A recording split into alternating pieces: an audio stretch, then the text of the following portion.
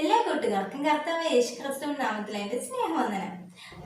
ഈ വീഡിയോയിൽ നമുക്ക് യെശയ്യാ പ്രവാചകന്റെ ജീവചരിത്രം നോക്കാം. യെശയ്യാവ് എന്ന പേരിൻ്റെ അർത്ഥം യഹോവ രക്ഷയാകുന്നു.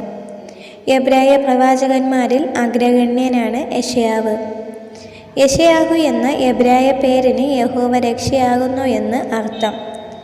പഴയ നിയമ പ്രവാചകന്മാരുടെ പ്രഭു, പഴയ നിയമത്തിലെ സുവിശേഷകൻ, പ്രവാചകന്മാർക്കിടയിലെ കഴുകൻ എന്നിങ്ങനെയുള്ള അപരനാമങ്ങളിൽ അദ്ദേഹം അറിയപ്പെട്ടിരുന്നു.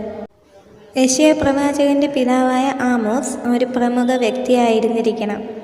അതിനാലാണ് ആമോസിൻ്റെ മകനെന്ന് ആവർത്തിച്ച് 13 പ്രാവശ്യം പറഞ്ഞിട്ടുള്ളത്. പ്രവാചകന്റെ ഗോത്രം ഏതാണെന്ന് അറിയില്ല. യെരുശലേമിൽ ദേവാലയ പരിസരത്ത് പാർത്തിരുന്നു എന്ന് കരുതപ്പെടുന്നു. ഭാര്യയെ പ്രവാചകയെന്ന് പരിചയപ്പെടുത്തുന്നു. അദ്ദേഹത്തിന് ഷെയർ യാശൂബ് എന്നും മഹേർ ഷാലാൽ ഹാഷ്ബസ് എന്നും 2 പുത്രന്മാർ ഉണ്ടായിരുന്നു. ഈ പേരുകൾ പ്രതീകാത്മകങ്ങളാണ്. യഹൂദ രാജാക്കന്മാരായ ഉസിയാവ്, യോഥാം, ആഹാസ്, യെഹിസ്കീയാവ് എന്നീ 4 പേരുടെ വാഴ്ചകാലത്താണ് യെശയ്യാവ് പ്രവചിച്ചത്.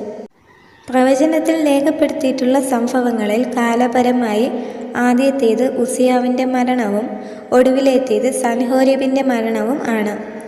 പ്രവാചകന്റെ ശുശ്രൂഷയുടെ ആദ്യഘട്ടം ഉസിയാവിൻ്റെയും യോഥാമിൻ്റെയും വാഴ്ചകാലമാണ്.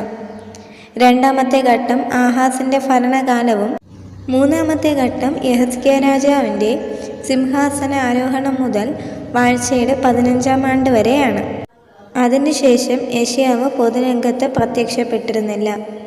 പാരമ്പര്യമനുസരിച്ച് മനീഷയുടെ കൽപ്പന പ്രകാരം പ്രവാചകൻ ഈർച്ചവാളിനാൽ അറുത്ത് കൊല്ലപ്പെട്ടു.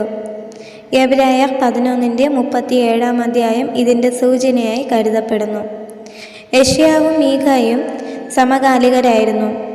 യെശയ്യാവിൻ്റെ പ്രവർത്തനത്തിന് മുമ്പായിരുന്നു ആമോസിൻ്റെയും ഹോശേയയുടെയും പ്രവർത്തനം. ആമോസും ഹോശേയയും പ്രവചിച്ചതും പ്രധാനമായും ഉത്തരഗോത്രങ്ങളോടായിരുന്നു. യെശയ്യാവും മീഖയും യഹൂദയോടും യെരുശലേമിനോടും. യെരുശലേമിൽ ഉന്നത പദവി യെശയ്യാവിന് ഉണ്ടായിരുന്നിരിക്കണം.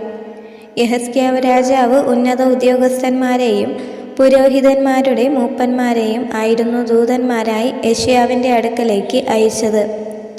യെരുശലേമിലെ പ്രവാചകഗണത്തിലെ പ്രമാണിയും തലവനും അദ്ദേഹമായിരുന്നിരിക്കണം. പാർസി രാജാവായ കോരേശിനെക്കുറിച്ചുള്ള യെശയ്യാവിൻ്റെ പ്രവചനങ്ങൾ യഹൂദന്മാരെ മോചിപ്പിക്കുവാൻ അദ്ദേഹത്തെ പ്രേരിപ്പിച്ചു. സ്വന്തം പേരിലുള്ള പ്രവചനം കൂടാതെ ഉസിയാവിൻ്റെ ജീവചരിത്രവും യെഹിസ്കീയാവിൻ്റെ ജീവചരിത്രവും യെശയ്യാവ് എഴുതി. ഈ 2 ഗ്രന്ഥങ്ങളും നഷ്ടപ്പെട്ടു പോയി.